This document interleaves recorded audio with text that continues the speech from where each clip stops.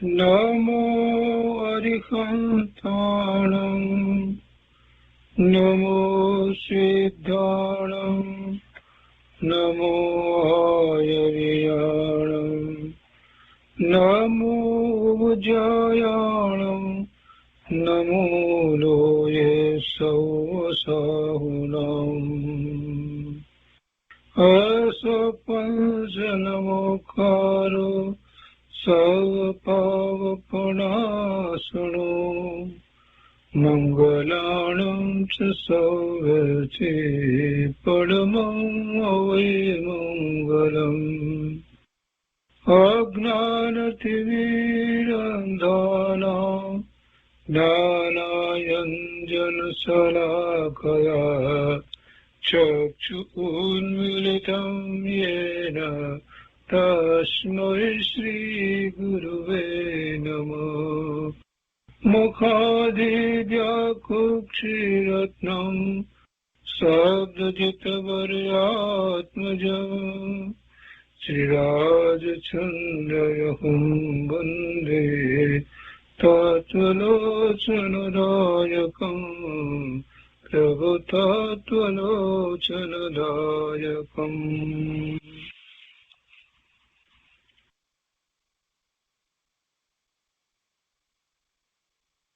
કૃપાળુદેવના વચનામૃતનો સ્વાધ્યાય. એમાં આપણે વ્યાખ્યાનસાર 2 નો સ્વાધ્યાય કરી રહ્યા છીએ. એનું 18મા બોલ સુધી સ્વાધ્યાય કર્યો છે, 18મા પેટા બોલ સુધી. આજે 19મા પેટા બોલથી આગળ લઈએ છીએ. વ્યાખ્યાનસાર 2 એમાં 11મો ભાગ અને એનો પેટા બોલ 19, પાનો નંબર 773.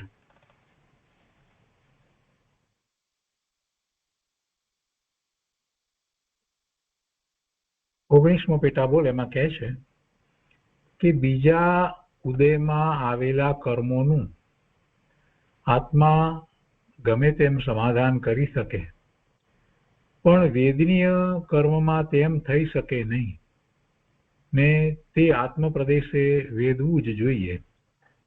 ને તે વેદતા મુશ્કેલીનો પૂર્ણ અનુભવ થાય છે.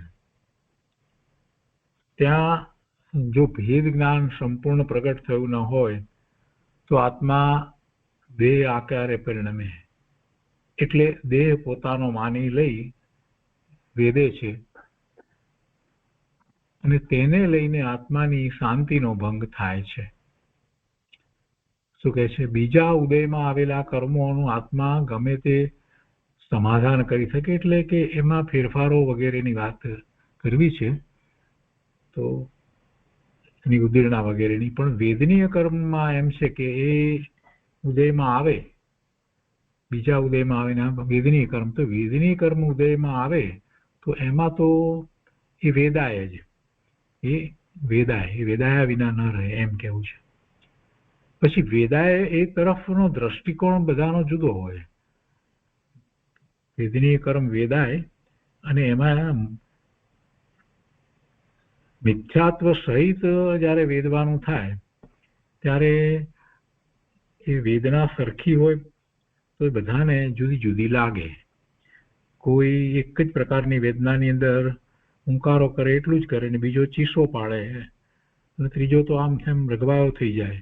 એટલે એ બધું જુદું જુદું. મોહનીય કર્મ સહિત જ એમ હોય.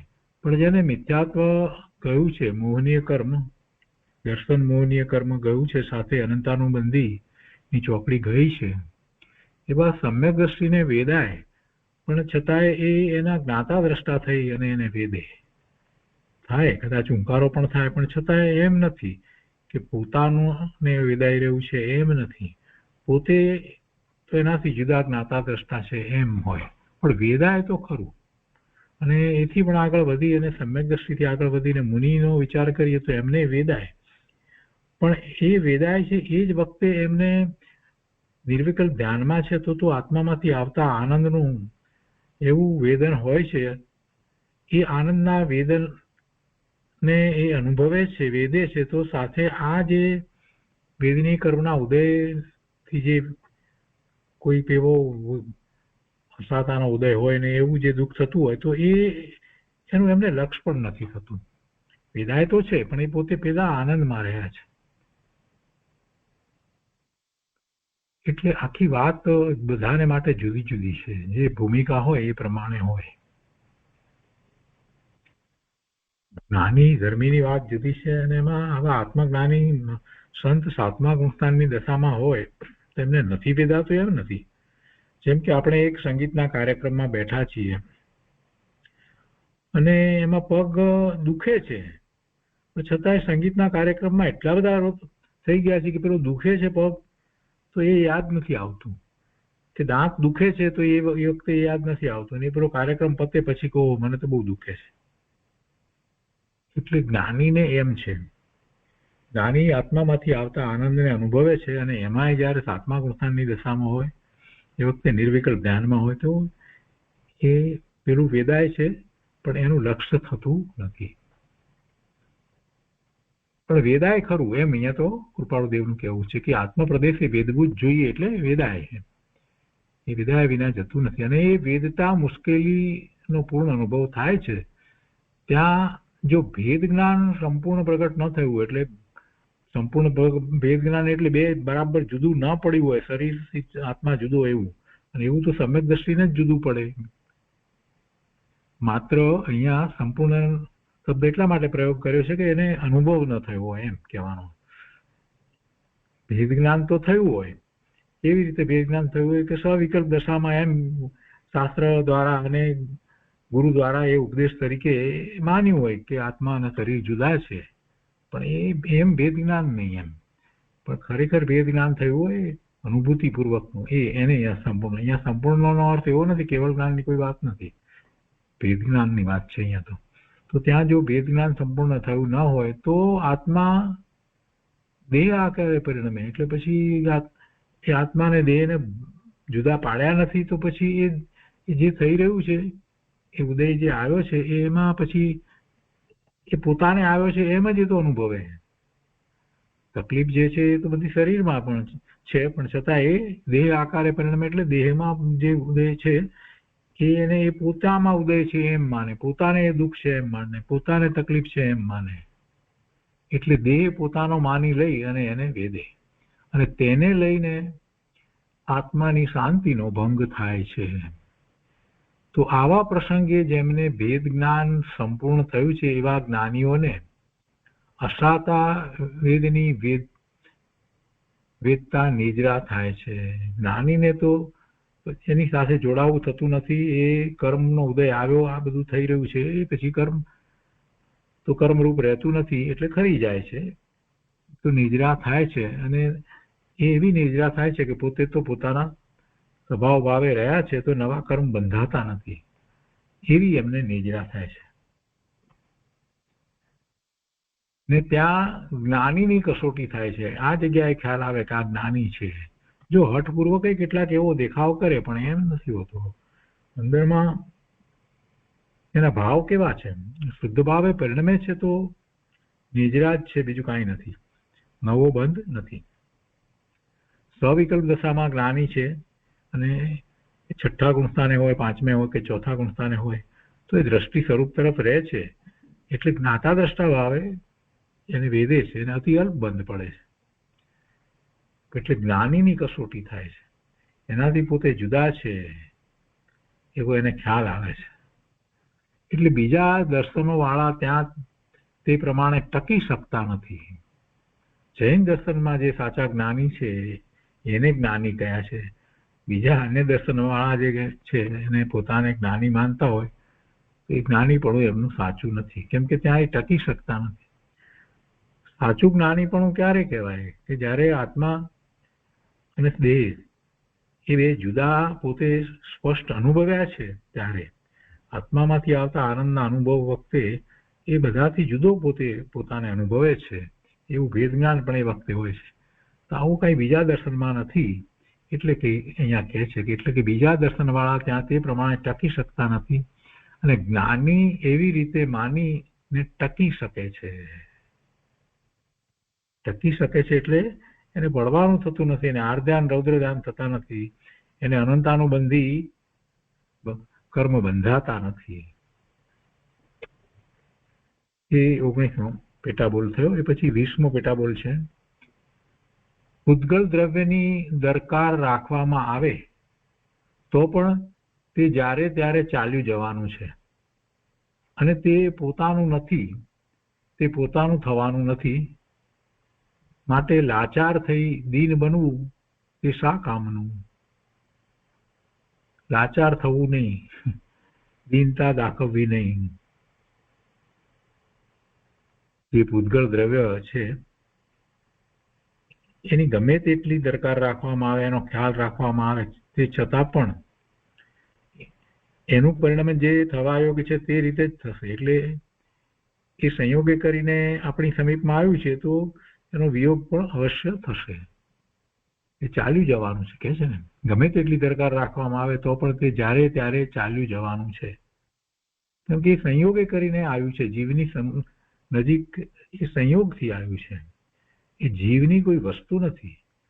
જીવની એ પોતાની વસ્તુ જ નથી, ચીજ નથી કે જેથી એ એની સાથે રહે. સંયોગે કરીને આવ્યું છે તો વિયોગ એનો થયા વિના રહે નહીં. એટલે પૂતગલ દ્રવ્યની દરકાર રાખવામાં આવે એ બધું વ્યર્થ છે. એના સ્થાને પોતાના આત્માની દરકાર રાખવી એ મહાપુરુષોનું કહેવું છે. દરકાર રાખવા જેવું તો પોતાનું સ્વરૂપ છે, એની દરકાર રાખે નહીં. અને આ બાહ્ય સામગ્રી જે મળી છે, જે પૂતગલના સ્કંદ રૂપે છે અને એનું પરિણામ સ્વતંત્ર થઈ રહ્યું છે, તો એની દરકાર રાખે છે. કે છે કે એ તો દરકાર રાખવાનો કાંઈ અર્થ નથી. જે પોતાનું નથી એ પોતાનું થવાનું નથી અને પોતાની સાથે આવવાનું નથી. અને પછી ચાલ્યું જાય એટલે પછી પોતાનું માન્યું હતું એટલે પછી દુઃખ આર્ત ધ્યાન થાય. એટલે કે છે કે માટે લાચાર થઈ દીન બનવું તે શા કામનું? એવી કોઈ દીનતા રાખવાની જરૂર નથી, લાચારી પણ બતાવવાની જરૂર નથી. જે પોતાનું નથી તો નથી, પોતાનું નથી તો પછી નથી. આવી ત્યારથી જો માન્યતા રાખી હોય, જ્યારથી આવ્યું હોય ધન સંપત્તિ જે કંઈ, એ વખતથી જો એમ માન્યતા રાખી હોય કે આ મારું નથી, એ મારાથી ભિન્ન જુદું છે, એ સંયોગે કરીને આવ્યું છે અને એ પાછું એનો વિયોગ તો થવાનો જ છે, અવશ્ય થવાનો છે. એ મને સુખ દુઃખનું કારણ નથી, મને એ ઈષ્ટ નથી, અનિષ્ટ નથી. હું એનાથી જુદો શુદ્ધ ભગવાન આત્મા છું. એવી દ્રષ્ટિ પહેલેથી રાખી હોય તો જે આવ્યું છે તે જશે, એ વાત અંદરમાં પડી હોય. એટલે જ્યારે જાય જે કંઈ થાય તો એથી આ વિચલિત નથી થતો. કદાચ એ આવ્યું છે એ રહે, જીવન પર્યંત રહે, વધે પણ ખરું, બધું થાય તો પણ આ પોતે વિચલિત નથી થતો. એને કારણે વિચલિત નથી થતો કે એ મારી વસ્તુ નથી, મારી સાથે આવવાની નથી. હું અહીંથી જઈશ ત્યારે એ નથી આવવાનું અને જે શરીર સાથે હું રહ્યો છું એ પણ નથી આવવાનું. આ કારમણ શરીર જે છે એ પણ આવું નથી આવવાનું. એ બધા કર્મ જે છે એના ઉદય આવી અને એ ખરી જાય અને પછી જે નવા બાંધ્યા હશે એ આવવાના છે. એટલે આ બધી વાતનો જ્યારે વિચાર કરવામાં આવે અને પહેલેથી એવો વિચાર કર્યો હોય તો નવા એવા કર્મ બંધાય નહીં, એવા તીવ્ર કર્મ બંધાય નહીં, અનંતાનો બંધીના બંધ પડે નહીં. ધર્મની જેને રુચિ નથી, જરાક પણ રુચિ નથી, જેને મહાપુરુષોએ જે વાત કરી છે એની જરા પણ શ્રદ્ધા નથી, એવા જીવો એક અથવા બીજી રીતે જીનવાણીની વિરાધના કરે છે. એટલે જીનેશ્વર ભગવાનની વિરાધના કરે છે. એમને પછી ભવિષ્યમાં જીનવાણી પણ પ્રાપ્ત થતી નથી. અને એને આ દીનતા અને લાચારી ને બધું હોય પરદ્રવ્ય ના વિયોગથી એને એ બધું હોય છે. એટલે પછી આ ભાવમાં તો એને ઘણી સામગ્રી, ઘણું બધું મળ્યું હોય, એમાંથી થોડુંક જાય ને એમાં આર્ત ધ્યાન અને કેટલીક વખત એવા ક્રોધ વગેરે કર્યા હોય, રૌદ્ર ધ્યાન પણ કર્યું હોય, બધું કર્યું હોય, એને કારણે એને નવા કર્મ એટલા બધા બંધાયા હોય કે એ તિર્યંચમાં જાય. અને તિર્યંચમાં પછી પાછો એવો થાય કે જેથી કરીને ત્યાં એ ક્રોધ વગેરે કર્યા કરે અને એમ જ એની હીણી દશા થતી જાય. આ જે આપણને જે કંઈ પ્રાપ્ત થાય છે એ કેવી રીતે આપણને પડવાનું કારણ છે, એ બધી વાત આત્માનું શાસન ગ્રંથની અંદર બહુ સરસ રીતે સરળ શબ્દોમાં કરવામાં આવી છે કે આ ધન સંપત્તિ વગેરે છે એ જીવને કેવી રીતે પડવાનું કારણ થાય છે, શરીર છે કેવી રીતે થાય છે, પછી એ બધાની સાથે આ જે એને કષાય જે છે એને લીધે થઈને જે એ દુઃખી છે, એ બધી કેટલી બધી વાતો કરવામાં આવી છે. બહુ સરસ ગ્રંથ છે, વાંચવા માટે અનુમોદના છે. તો એ 20મો બોલ થયો. પછી 21મો પેટા બોલ છે, એમાં કહે છે કે જોગા પયડી પદેશા. જોગ એટલે યોગ, એટલે જોગા, યોગથી. પયડી પદેશા, પયડી એટલે પ્રકૃતિ અને પદેશા એટલે પ્રદેશ બંધ થાય છે. યોગથી પ્રકૃતિ અને પ્રદેશ બંધ થાય છે, એ વાત આપણે જાણીએ છીએ. અને સ્થિતિ અને અનુભાગ બંધ કષાયથી થાય છે. સ્થિતિ તથા અનુભાગ એ કષાયથી બંધાય છે. મિથ્યાત્વ છે ત્યાં સુધી જીવને આ ચારે સહિત બંધ પડ્યા જ કરે છે. અને મિથ્યાત્વ છે એટલે માન્યતા ખોટી છે, એટલે કોઈને કોઈ પ્રકારે એને દિનેશ્વર ભગવાનની વાણીથી વિપરીત વાતને એને ખૂબ દ્રઢતાપૂર્વક પકડી રાખી હોય એટલે અનંતાનુબંધીના બંધ પણ પડે. એ પછી 23મું પેટાબોલ છે. 21 ને 22 થયા પછી 23મા પેટાબોલમાં કહે છે કે 8 વિધ, 7 વિધ, 6 વિધ અને 1 વિધ એ પ્રમાણે બંધ બંધાય છે. આની કોઈ સ્પષ્ટતાઓ નથી, પણ સામાન્ય રીતે જે ગુણસ્થાન છે એની અંદર એ પરિપાટી જે આપણે અભ્યાસ કરીએ છીએ તેમાં આવે છે કે કયા ગુણસ્થાને કેટલા કર્મનો બંધ પડે. 8 નો બંધ ક્યારે પડે, બાકી મોટે ભાગે 7નો બંધ પડતો હોય છે, કેમ કે 22નો બંધ એ અમુક ગુણસ્થાનમાં નથી પડતો, અમુક ગુણસ્થાનમાં. એ રીતે બધી ત્યાં વાત હોય છે, એટલે અહીંયા એની કોઈ સ્પષ્ટતા નથી. તો એ રીતે આ 11મો ભાગ અથવા તો 11મો બોલ પૂરો થયો. એ પછીથી 12મો ભાગ અથવા 12મો બોલ શરૂ કરીએ છીએ. એ દિવસે મોરબી અષાઢ સુદ પૂનમ ગુરુવાર સંવંત 1956 કૃપાળુ દેવે જે વાત કરી છે ભાઈએ લખી લીધી છે, ઉપદેશ વગેરે આપ્યા છે તે. તો અહીંયા કહે છે એમાં પહેલા પેટાબોલમાં કે જ્ઞાન દર્શનનું ફળ યથાખ્યાત ચારિત્ર અને તેનું ફળ નિર્વાણ અને તેનું ફળ અવ્યાબાદ સુખ. જ્ઞાન દર્શનનું ફળ યથાખ્યાત ચારિત્ર. જ્ઞાન દર્શન એટલે સમ્યક જ્ઞાન, સમ્યક દર્શન. એના ફળ સ્વરૂપે એને યથાખ્યાત ચારિત્ર થાય.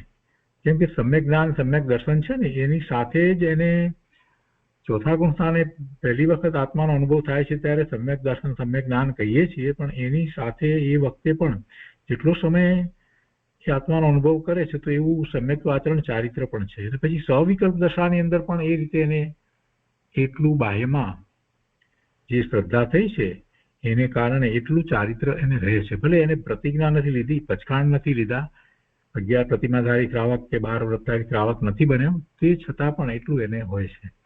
પણ એ ચારિત્ર જે છે એ દેશ ચારિત્ર છે 5મા ગુણસ્થાનની દશાની અંદર. પછી સકળ ચારિત્ર હોય અને એ મુનિને હોય છે. પછી યથાખ્યાત ચારિત્રની વાત કરી છે, તો જે યથાખ્યાત ચારિત્ર જે છે એ 12મા ગુણસ્થાને જીવ આવે છે ત્યાર પછીથી એ યથાખ્યાત ચારિત્ર છે. કોઈ અપેક્ષાએ 11મા ગુણસ્થાને યથાખ્યાત ચારિત્ર કહેવામાં આવે છે.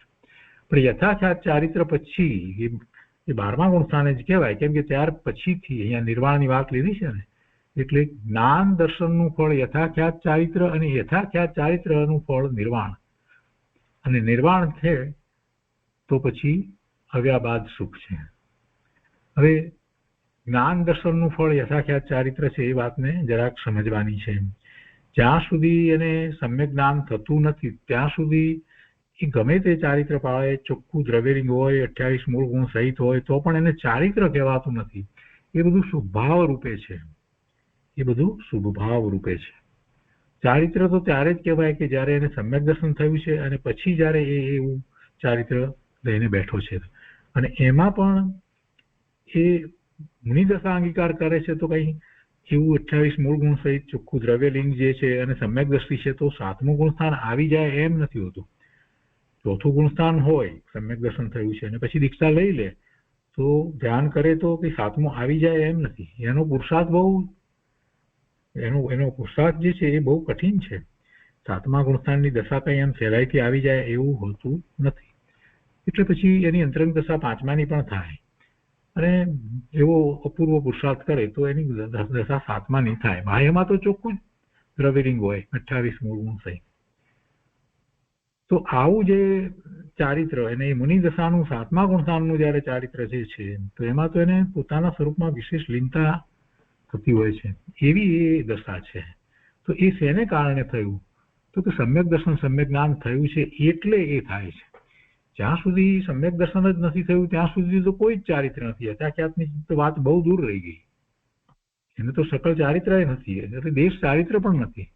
એટલે જ્ઞાન દર્શનનું ફળ જે કહેવામાં આવ્યું છે એ ચારિત્ર, ને ચારિત્રમાં તો કેટલા સુધી ચારિત્ર? દેશ ચારિત્ર, એથી આગળ વધીને સકળ ચારિત્ર, ને એથી આગળ વધીને જો શ્રેણી ચડી જાય છે તો પછી તો એને યથાખ્યાત ચારિત્ર હોય છે. યથાખ્યાત ચારિત્ર જેને છે એવા તીર્થંકર ભગવાન, કેવળી પરમાત્મા, હરિયન ભગવાન, એ ભાવ મોક્ષની દશામાં છે. અને ત્યારે જ એમને તો ભાવ મોક્ષની દશા છે. એટલે કે અવ્યાભાસ સુખ શાંતિનો અનુભવ ત્યારે જ વર્તે છે. અને આયુષ્ય પૂરું થાય ત્યારે પછીથી તો એ સિદ્ધ દશાને પ્રાપ્ત કરે છે. એટલે અવ્યાભાસ સુખ જ છે. એટલે આટલી લીટીની અંદર બધી વાત કરી દીધી. એટલે એનો અર્થ એ થયો કે જ્ઞાન દર્શન, કયા જ્ઞાન દર્શનને પ્રગટ કરવાના છે? શાસ્ત્રના જ્ઞાન દર્શનની વાત નથી, પરંતુ અનુભૂતિપૂર્વકના જ્ઞાન દર્શનથી શરૂઆત થાય ધર્મની. અને છેવટે હંમેશને માટે અવ્યાભાસ સુખ શાંતિ આનંદની દશામાં સિદ્ધ પર્યાયમાં એ બિરાજી જાય.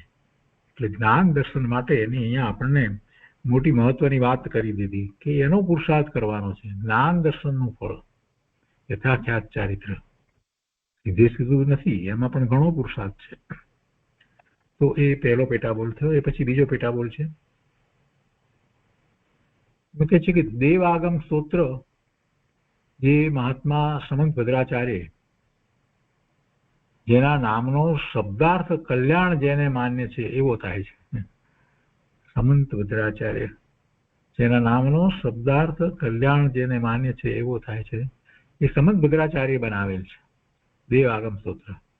અને તેના ઉપર દિગંબર તથા શ્વેતાંબર આચાર્યોએ ટીકા કરી છે.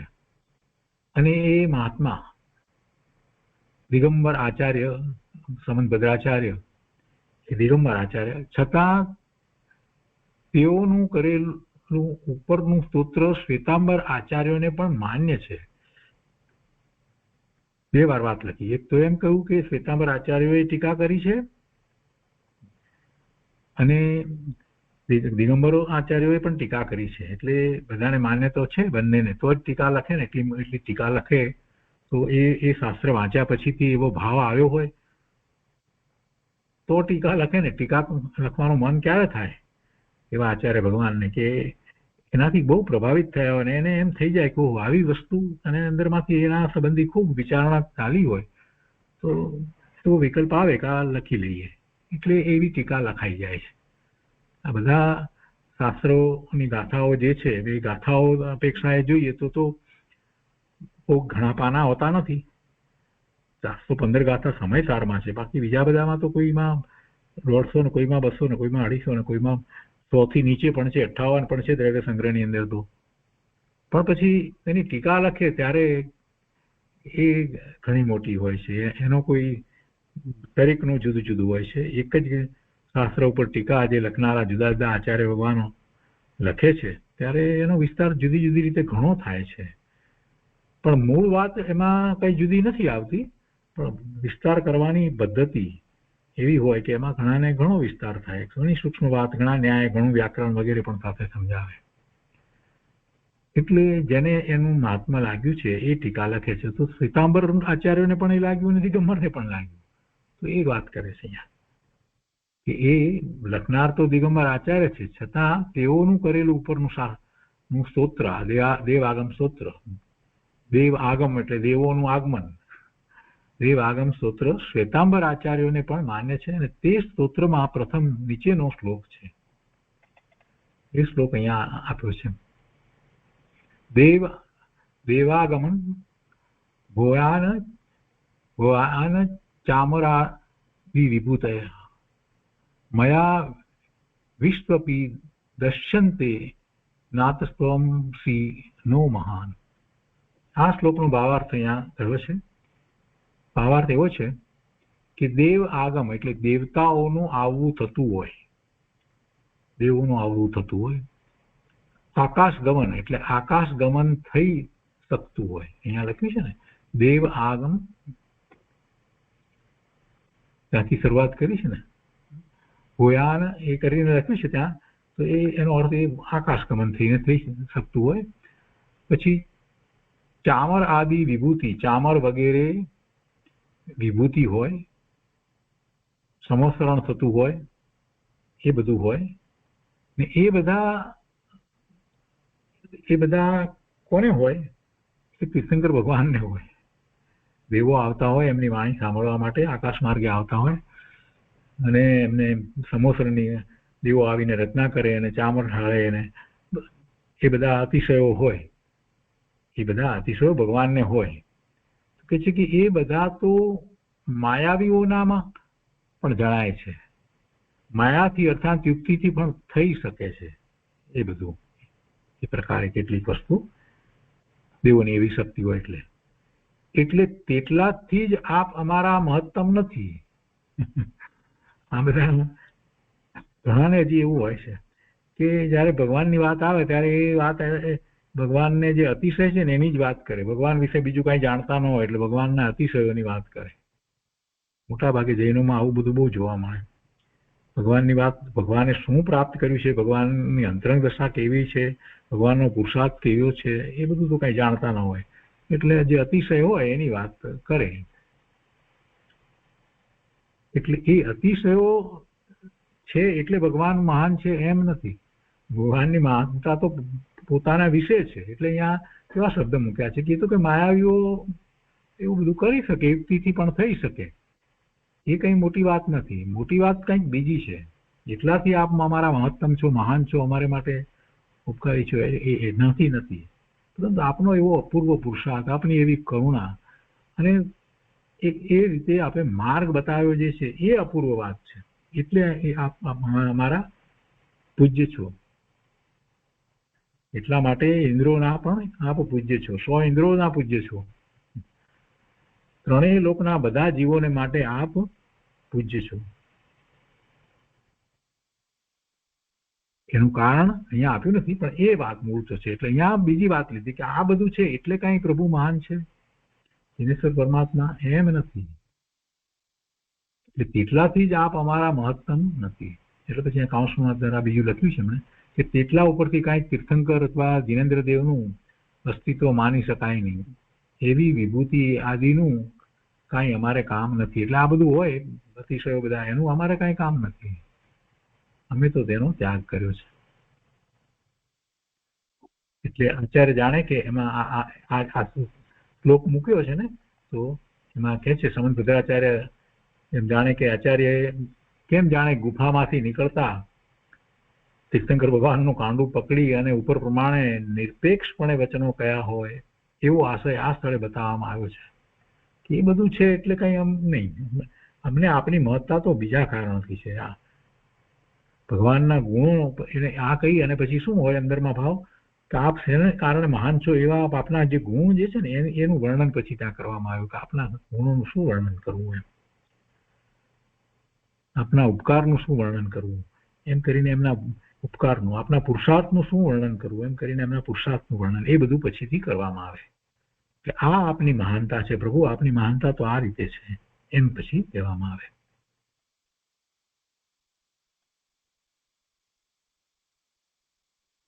જીવ માત્રને મુક્તિના માર્ગ દર્શાવનાર પ્રભુ આપ છો, બધાને આપ આશ્રય દાતા છો. આપણે એમ નમોત્થોણમનો પાઠ આખો જે બોલીએ છીએ ને, એના અર્થ બોલીએ છીએ ને પ્રતિક્રમણ વખતે, તો એમાં પ્રભુના બધા ગુણોની વાત કરવામાં આવી છે. ભગવાન આપ કેવા છો, તીર્થંકર ભગવાન કેવડી ભગવાન કેવા છો એ કરીને આખી વાત, એ નમોત્થોણમનો પાઠ આખો એ રીતે જ છે. તો એટલા માટે આપ મહાન છો, અમારા માટે પૂજ્ય છો.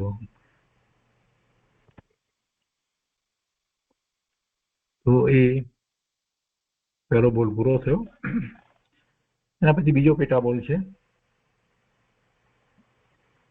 એમાં કહે છે કે આપના અથવા પરમેશ્વરના લક્ષણો કેવા હોવા જોઈએ તે સંબંધી તત્વાર્થ સૂત્રની ટીકામાં સર્વાર્થ સિદ્ધિમાં, તત્વાર્થ સૂત્રો પર તો ઘણી ટીકાઓ લખાઈ છે, તત્વાર્થ રાજવાર્થ ટીકા અને સર્વાર્થ સિદ્ધિ ને બીજી કેટલી છે, એટલે એમાં સર્વાર્થ સિદ્ધિની વાત અહીંયા લીધી છે. તત્વાર્થ સૂત્રની ટીકા જે સર્વાર્થ સિદ્ધિ, તો સર્વાર્થ સિદ્ધિમાં પહેલી ગાથા નીચે પ્રમાણે છે. જો પહેલા દેવાગમ સૂત્રની વાત લીધી, હવે અહીંયા તત્વાર્થ સૂત્રની વાત લે છે. એમાં તત્વાર્થ સૂત્રની ટીકામાં સર્વાર્થ સિદ્ધિમાં પહેલી ગાથા આ રીતે છે.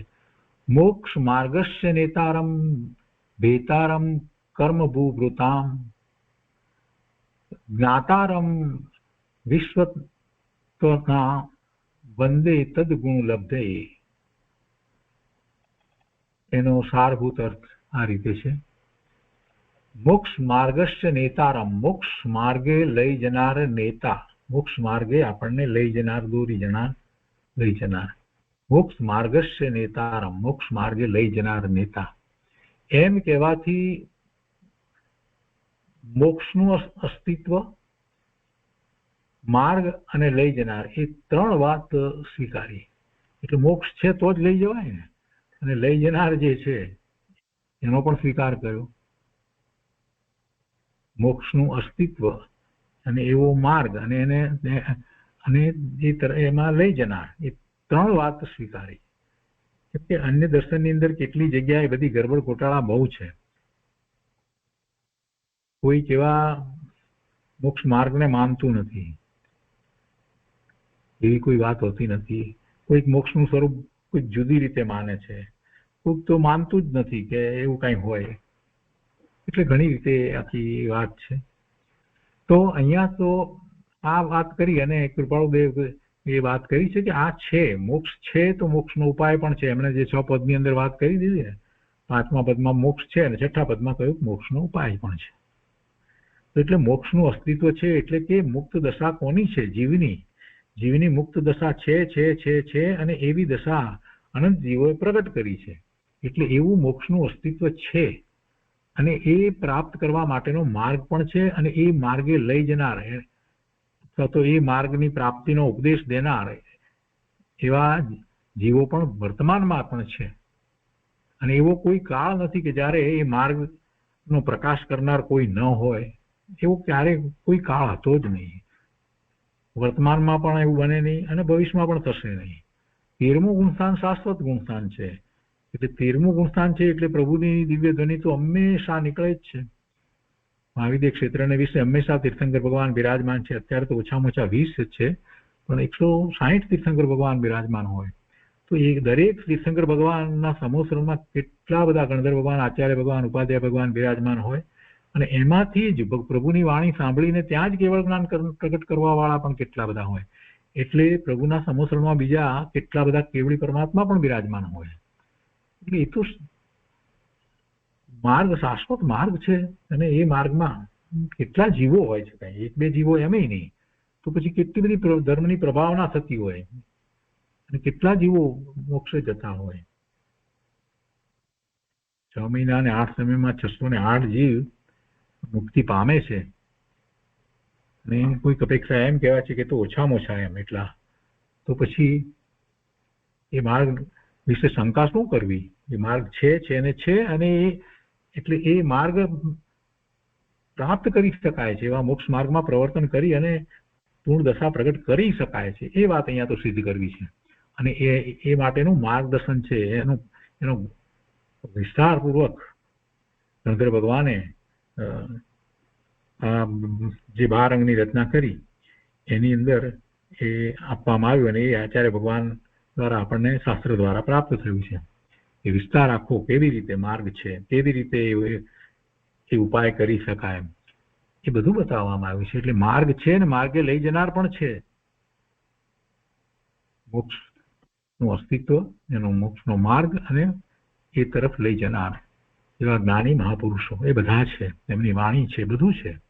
તો એ 3 વાત સ્વીકારી. જો મોક્ષ છે તો તેનો માર્ગ પણ જોઈએ, અને જો માર્ગ છે તો તેનો દ્રષ્ટા પણ જોઈએ. અને જે દ્રષ્ટા હોય તે જ માર્ગે લઈ જઈ શકે છે. એને જાણનારો જે છે એ જે માર્ગે લઈ જઈ શકે, જે માર્ગમાં ચાલ્યો છે એ જે માર્ગે બીજાને લઈ જઈ શકે. માર્ગે લઈ જવાનું કાર્ય નિરાકાર ન કરી શકે પણ સાકાર કરી શકે. અર્થાત મોક્ષ માર્ગનો ઉપદેશ સાકાર ઉપદેશતા એટલે કે દેહ સ્થિતિએ જેને મોક્ષ અનુભવ્યો છે એવા કરી શકે. અહીંયા કહેવાનો આશય શું છે કે એ મોક્ષ માર્ગનો ઉપદેશ સાકાર એટલે કે જે દેહ સહિત છે, એ નિરાકાર એટલે સિદ્ધ ભગવાન થાય છે અહીંયા અર્થ. એટલે જે સાકાર જે શરીર સહિત જે છે એ દેહ સ્થિતિએ જે છે, જેમણે મોક્ષ અનુભવ્યો છે, દેહમાં રહી અને મોક્ષને અનુભવવો એટલે ભાવ મોક્ષની દશા એટલે તીર્થંકર પરમાત્મા કેવળી પરમાત્મા હરિન ભગવાનની વાત કરી છે. તો એમના દ્વારા મોક્ષ માર્ગ જે છે એનો ઉપદેશ સતત જીવોને પ્રાપ્ત થઈ રહ્યો છે. એમાં ક્યાંય અટકાવ આવતો નથી, અંતરાય આવતો નથી. એ સતત દિવ્ય ધની તો ભગવાનની દિવ્ય ધની દિવસમાં 3 વખત છૂટે છે તો છૂટે છે, અને એ દ્વારા માર્ગનું પ્રકાશન થઈ રહ્યું છે. એ ઉપદેશ એ કોણ આપી શકે એ વાત અહીંયા તો કરી કે સાકાર એટલે એ દેહમાં સ્થિત એવા જેમને ભાવ મોક્ષની દશા પ્રગટ કરી છે એવા હરિયન પરમાત્મા કરી શકે છે. અને સિદ્ધ પરમાત્મા તો હવે એ શરીર સહિત નથી. પહેલા હતા જ્યારે એ હરિયન દશામાં, ત્યારે એમણે એ માર્ગ પ્રકાશ્યો હતો, પણ અત્યારે તો હવે એ નિરાકાર છે એટલે એમના દ્વારા એવો માર્ગ પ્રકાશન થતું નથી. પણ એ એમના દ્વારા આપણને પ્રેરણા પ્રાપ્ત થાય છે. એમનો નિર્ણય કરવામાં આવે એ કંઈ દ્રષ્ટિના વિષયમાં તો આવતા નથી, ઇન્દ્રિયના વિષયમાં તો એ આવતા નથી, પણ જ્ઞાનમાં એમનો નિર્ણય કરી શકાય છે. અને એમના અસ્તિત્વનો જ્ઞાનમાં જ્યારે નિર્ણય થાય છે તો આપણને પ્રેરણા પ્રાપ્ત થાય છે કે આત્માનું સ્વરૂપ આવું છે અને અનંત એવા સિદ્ધ થયા છે. એટલે એક બીજી વાતનો પણ નિર્ણય થાય છે કે અનંત સિદ્ધ કઈ રીતે થાય. આત્માનું મૂળ સ્વરૂપ સિદ્ધ સમાન શુદ્ધ હોવું જ જોઈએ, કંઈક સિદ્ધ તો બહારમાંથી આવે નહીં તો જ અનંત સિદ્ધ થઈ શકે. એટલે એ બધી વાતનો નિર્ણય થાય. પણ અહીંયા તો ઉપદેશની અપેક્ષાથી વાત લીધી છે એટલે કહે છે કે મોક્ષ માર્ગનો ઉપદેશ સાકાર ઉપદેશતા એટલે દેહ સ્થિતિએ જેને મોક્ષ અનુભવ્યો છે એવા કરી શકે. પછી વેત્તારમ કર્મ ભૂભૃતા એટલે કર્મરૂપ પર્વતને ભેદવા વાળા, વેત્તારમ એટલે ભેદવા વાળા, કર્મ ભૂભૃતા કર્મરૂપ પર્વત, કર્મરૂપી પર્વતને ભેદનાર. અર્થાત કર્મરૂપી પર્વતો તોડ્યાથી મોક્ષ થઈ શકે. કર્મનો પૂર્ણપણે ક્ષય થાય ત્યારે જ મુક્તિ પ્રાપ્ત થાય. એટલે જેણે દેહ સ્થિતિએ કર્મરૂપી પર્વતો તોડ્યા છે તે સાકાર ઉપદેશતા છે. એટલે અઘાતી કર્મો જે છે એ તો હજી દેહ સ્થિતિ છે એટલે એનો અર્થ થયો કે એમને અઘાતી કર્મોનો ઉદય તો છે, પણ ઘાતી કર્મોનો પૂર્ણપણે ક્ષય કર્યો છે અને એ 13મા ગુણસ્થાનની દશા છે. એટલે એ મૂળ વસ્તુ છે કે જેને કારણે જીવને ભવના ભ્રમણ થતા હતા. તો એવા કર્મો, એવા ઘાતી કર્મોનો સંપૂર્ણપણે ક્ષય કર્યો છે. એટલે એ કર્મરૂપી પર્વતો તોડ્યા છે. છતાં દેહ છે, જેમણે દેહ સ્થિતિએ કર્મરૂપી પર્વતો તોડ્યા છે તે સાકાર ઉપદેશતા છે. તો તેવા કોણ? તો કે વર્તમાન દેહે જે જીવન મુક્ત છે તે જે કર્મરૂપી પર્વતો તોડી મુક્ત થયા છે તેને ફરી કર્મનું હોવાપણું ન હોય, હવે નવા કર્મ એમને બંધાય નહીં એવી દશા છે. માટે એવા તો તીર્થંકર ભગવાન કેવળી પરમાત્મા છે, હરિયન પરમાત્મા છે. માટે કેટલાક માને છે તેમ મુક્ત થયા પછી દેહ ધારણ કરે એવા જીવન મુક્ત ન જોઈએ. તો કહે છે અહીંયા કે આ તો આપણે સમજ્યા કે એક એ ઉપદેશ દેનારા કોણ હોય? તો હરિયન પરમાત્મા હોય, એ દેહ સહિત ભાવ મોક્ષની દશામાં છે. અને એના વિશે વાત છે કે જે કર્મરૂપી પર્વતો તોડી મુક્ત થયા છે તો એને પછી ફરી કર્મનું હોવાપણું હોય નહીં, ફરીથી કર્મ બંધાય એવું હોય જ નહીં. જ્યારે બધા ઘાતી કર્મોનો ક્ષય થઈ ગયો છે ને અઘાતી કર્મોનો તો ક્ષય થવાનો જ છે, આયુષ પૂરું થતા હોય એ પણ ખરી જવાના જ છે. તો હવે એ નવા કર્મ બાંધે એવું થતું જ નથી. એટલા માટે કહે છે કે માટે કેટલાક માને છે તેમ મુક્ત થયા પછી દેહ ધારણ કરે એવા જીવન મુક્ત ન જોઈએ. દેહ ધારણ કરે એને જીવન મુક્ત કહેવાય જ નહીં, એમ કહેવાનો આશય છે. આપણે એવા જીવન મુક્ત નથી જોઈતા કે જે ફરી પાછા દેહને ધારણ કરે. એ જીવન મુક્ત ક્યાંથી થયા? એ લોકો માને છે ને, કેટલીકમાં માન્યતા છે ને, પછી તો પાછો અવતાર લે, ભગવાન અવતાર લે, એમના બધા આ અવતાર ને તે અવતાર ને બધા અવતાર. તો જીવન મુક્ત થયા છે એ ફરી પાછો દેહ ધારણ કરે તો જીવન મુક્ત કહેવાય જ નહીં. એટલે કે એવા જીવન મુક્ત આપણે નથી જોઈતા, એમ કે છે કે મુક્ત થયા પછી દેહ ધારણ કરે એવા જીવન મુક્ત ન જોઈએ. કૃપાળુદેવે કહ્યું છે. આપણે એવા જીવન મુક્ત માનતા નથી. જો ફરીથી દેહ ધારણ કરે તો જીવન મુક્ત ક્યાંથી કહેવાય? આગળ કહે છે કે જ્ઞાતારમ વિશ્વ તત્વના, એટલે વિશ્વ તત્વના જાણનાર. જ્ઞાતારમ તેના વિશ્વ તત્વના, તો વિશ્વ તત્વના જાણનાર એમ કહેવાથી એમ દર્શાવ્યું કે આપ્ત કેવા જોઈએ કે જે સમસ્ત વિશ્વના જ્ઞાયક હોય, જગત આખાના જાણનારા હોય, જ્ઞાયક હોય.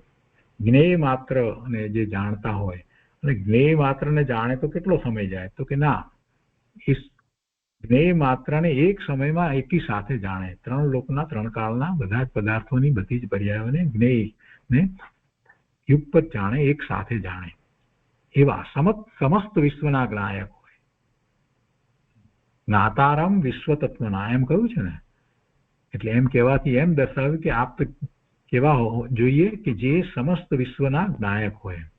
અને પછી કહે છે કે વંદે તદ ગુણ લબ્ધે, તેના ગુણની પ્રાપ્તિને અર્થે તેને વંદના કરું છું. એવા પરમાત્મા, એવા ગુણોવાળા, તો એવા ગુણો એમના છે, તો એવા ગુણોની પ્રાપ્તિ મારે કરવી છે, માટે હું એમને વંદન કરું છું. અર્થાત આવા ગુણવાળા પુરુષ હોય તે જ આપ્ત છે, અને તે જ વંદન યોગ્ય છે, એ જ વંદન કરવા યોગ્ય છે. તો આ બે રીતિ, આ ગાથા, એનો અહીંયા સારભૂત અર્થ સમજાયો. એ પછી ત્રીજો પેટા બોલ છે, એમાં કહે છે કે મોક્ષપદ બધા ચૈતન્યને સામાન્ય જોઈએ, એક જીવ આશ્રય નહીં. એટલે એ ચૈતન્યનો સામાન્ય ધર્મ છે. એક જીવને હોય અને બીજા જીવને ન હોય એમ બને નહીં. કોઈ જીવને માટે હોઈ શકે ને કોઈને ન હોય, એવી વાત નથી. મોક્ષપદ બધા ચૈતન્યને સામાન્ય જોઈએ, એક જીવ આશ્રય નહીં. એટલે એ ચૈતન્યનો સામાન્ય ધર્મ છે. જેમ જીવને આપણે ચેતના ગુણ દ્વારા જાણીએ છીએ, તો એવો ચેતના સહિત આ જીવ જે છે એને અનંત ગુણ છે, અને ગુણોનો સમૂહ છે.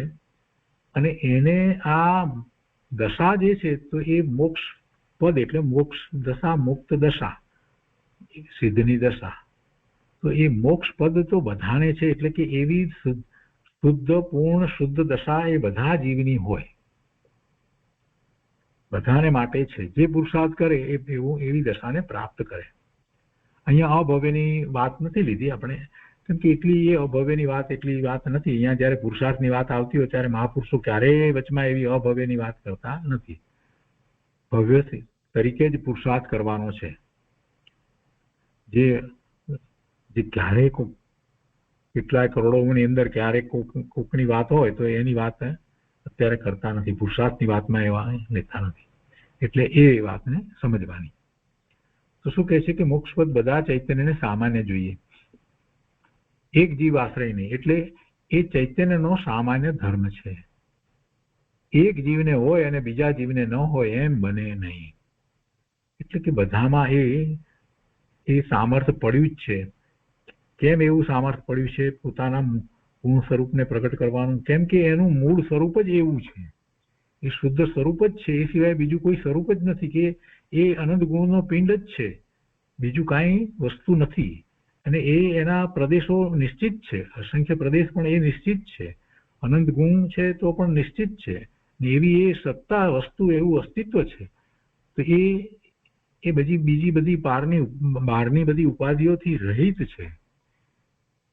આ પૂતગળનો જે સંગ જે છે જુદી જુદી રીતે કર્મ રૂપે હોય કે શરીર રૂપે હોય કે બીજી રીતે જે છે બીજી ઉપાધિ રૂપે, તો એ બધું એ અભૂતાર્થ છે, એ પાછળથી થતું છે, એ કાંઈ એનું મૂળ સ્વરૂપ જે છે એમાં નથી, અને એ સતત બદલાયા કરે છે. કદાચ આપણે એમ કહીએ કે અનાદિથી કર્મ છે તોય શું છે, એ અનાદિથી છે તોય એ બદલાયા કરે છે, એટલે એ એની વસ્તુ જ નથી. તો એના વિનાની શુદ્ધ વસ્તુ જે છે એ જ મુક્ત સ્વરૂપ જ છે, એટલે આત્મા મુક્ત સ્વરૂપ છે, એ વાત અહીંયા તો સમજાવી દીધી. એટલે બધાને એ એવું જ પોતાનું સ્વરૂપ છે, અને એને પ્રગટ કરવા માટે જીવો પુરુષાર્થ કરે છે તો પ્રગટ કરી શકે છે, અને એનો પ્રગટ કરવા માટેનો ઉપાય પણ જેમણે એ પ્રગટ કર્યું છે એમના દ્વારા જ એ પ્રકાશે છે, એ ઉપાય પ્રાપ્ત થાય છે, બધાને મળે છે.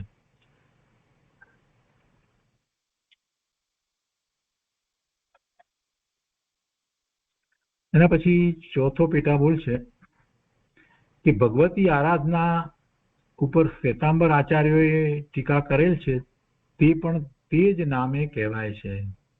ભગવતી આરાધના દિગંબરમાં છે એનો અર્થ એમ થયો, ને એના ઉપર શ્વેતાંબર આચાર્યોએ ટીકા કરેલ છે, અને એમાં એ લોકોએ પણ એમને પણ નામ ભગવતી આરાધના જ રાખ્યું છે, એ જ નામે કહેવાય છે.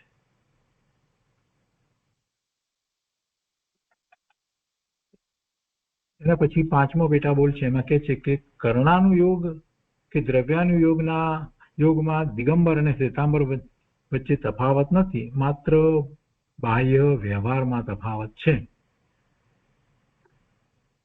કર્ણાનુયોગની અંદર પણ જે કર્મ વગેરેની જે વાત જે છે એ, અને દ્રવ્યાનુયોગની પણ, દ્રવ્યાનુયોગના શ્વેતાંબરમાં પણ ગંધ છે, પણ ફેર ક્યાં છે કે વર્તમાનમાં અહીંયા ભરત ક્ષેત્રને વિશે આ કાળમાં આપણને જે ઉપલબ્ધ જે છે એના આધારે આપણે કેટલાક અનુમાનો કરીએ છીએ, એટલે એમ લાગે છે. અને પછી કેટલીક વસ્તુ લુપ્ત થઈ ગઈ છે, તો એ પછી પાછળથી જે લખવામાં આવી છે એમાં ક્યાંક ક્યાંક ફેરફારો વગેરે થયા છે.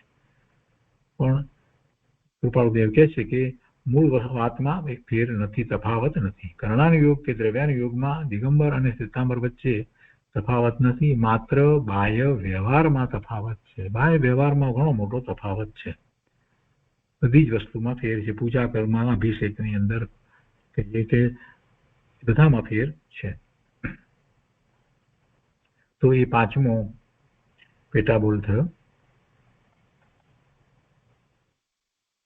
અને એમાં જ પાછો છઠ્ઠો પેટાબોલ આગળ કહે છે કે કર્ણાનુયોગમાં ગણિત આકારે સિદ્ધાંતો મેળવેલા છે, તેમાં તફાવત હોવાનો સંભવ નથી, પણ સ્પષ્ટતાઓમાં ફેર પડી જાય. મૂળ વાત તો એ જ હોય, અને કેટલાય મૂળ આચાર્યો, દિગંબર આચાર્યો પહેલા જે જેમણે કર્યું હોય, એટલે ભગવાનના સમય પછીથી થોડા જ વર્ષો પછીથી જે થયા હોય એમણે જે કહ્યું હતું એની ઉપર ટીકાઓ લખાઈ, અને ટીકાઓ લખાતા લખાતા ઘણો કાળ વીતી ગયા પછી જે ટીકાઓ ઉપરથી પાછા જેમણે વિવેચનો કર્યા ને એમ કર્યું ને કંઈક લુપ્ત થઈ ગયું ને, તો ત્યાં કેટલોક ફેર પડી ગયો.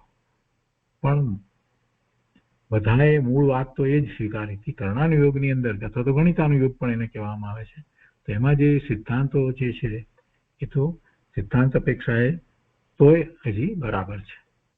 કર્મની પ્રકૃતિ વગેરે, એના નામ વગેરે બધું એ જ રીતે છે, એટલે કહે છે કે તેમાં તફાવત હોવાનો સંભવ નથી. હવે આગળ સાતમા પેટાબોલમાં કહે છે કે કર્મગ્રંથ મુખ્યપણે કર્ણાનુયોગમાં સમાય. આઠમો પેટાબોલ છે પરમાત્મા પ્રકાશ દિગંબર આચાર્યનો બનાવેલો છે, તે ઉપર ટીકા થઈ છે. આપણે પરમાત્મા પ્રકાશનો સ્વાધ્યાય કર્યો છે. યોગીન્દ્ર દેવ અથવા તો યોગીન્દ્ર દેવ પ્રણીત પરમાત્મા પ્રકાશ એનો આખો આપણે સ્વાધ્યાય કર્યો છે, એટલે આપણને એ ખ્યાલ છે. તો આજે અહીંયા સુધી સ્વાધ્યાય રાખીએ છીએ, અને આ બે બોલ ઉપર થોડોક વિસ્તાર આપણે આવતી વખતે લઈશું, અને પછી આગળના બોલ પણ લઈશું.